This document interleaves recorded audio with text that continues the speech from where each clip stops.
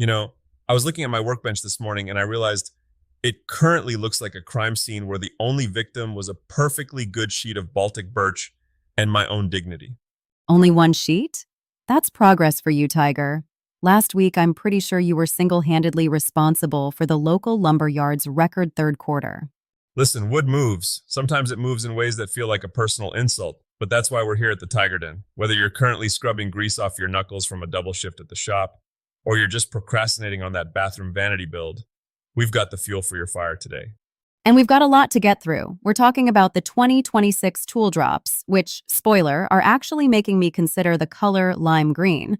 Plus, we're diving into the leaky bucket problem in the trades and how to actually make money without selling your soul or every waking hour of your life. If I had back all the hours I sold for a pittance in my 20s, I'd be retired on a boat made of solid mahogany. But we're talking about the future today, July 11th, 2026. And the future apparently doesn't involve power chords. Okay, let's talk Festool. They just dropped the 2026 lineup, and the theme is cordless dominance, which sounds like a movie title, but it's actually just my wallet crying. It's the cordless tail. That was always the hangup, right? You'd have a battery-powered saw, but then you'd have to plug in a giant vacuum hose that acted like a leash. Festool's new integration is like they finally figured out how to make the dust just vanish into the phantom zone without the tether. It's the gold standard, but man, those prices make you want to apologize to your bank account before you swipe the card.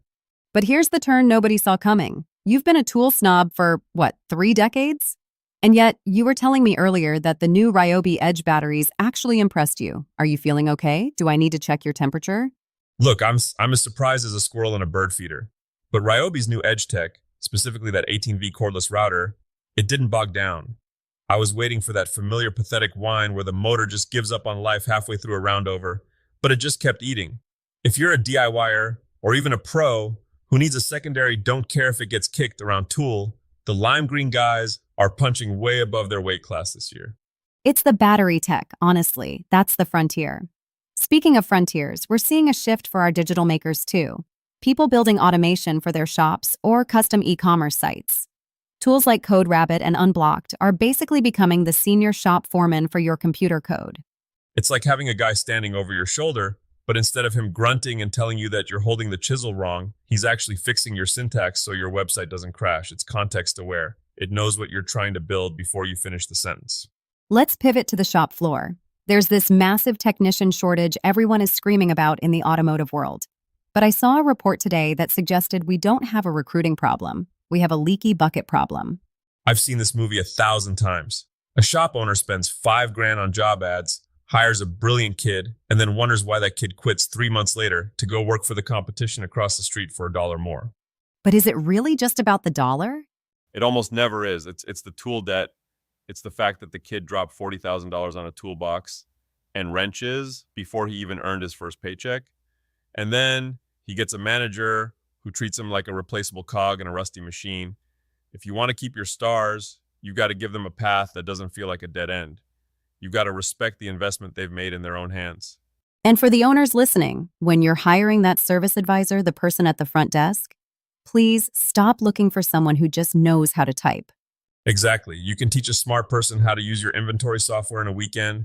You can't teach a grouch how to have a soul. Hire the person who can explain a head gasket failure to a terrified customer without making them feel like they just got mugged. That's the real trade secret. If you're listening to this and you're tired of working for the man, 2026 is the year of the microservice. Tiger, you're the king of turning a hobby into a headache. I mean, a business. What's the move right now? The move is to stop selling minutes and start selling mastery. Don't be the guy who does woodworking.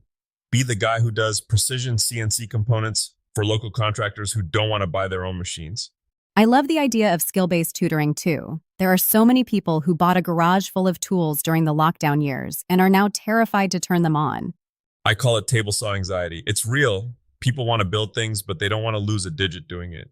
If you know your way around a shop, there's a massive market for just being the adult in the room.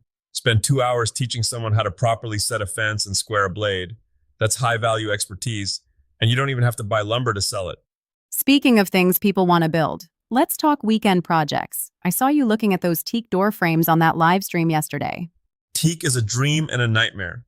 It's so oily, it'll ruin your sandpaper in 5 seconds, but once it's finished, it feels like silk. It'll outlive you, your kids, and probably the house itself. That's a bit of a jump from the other trend we're seeing: heirloom baby gifts, hand-turned rattles, and engraved blocks. There is nothing, and I mean nothing, that wins you more points than showing up to a baby shower with something you actually carved.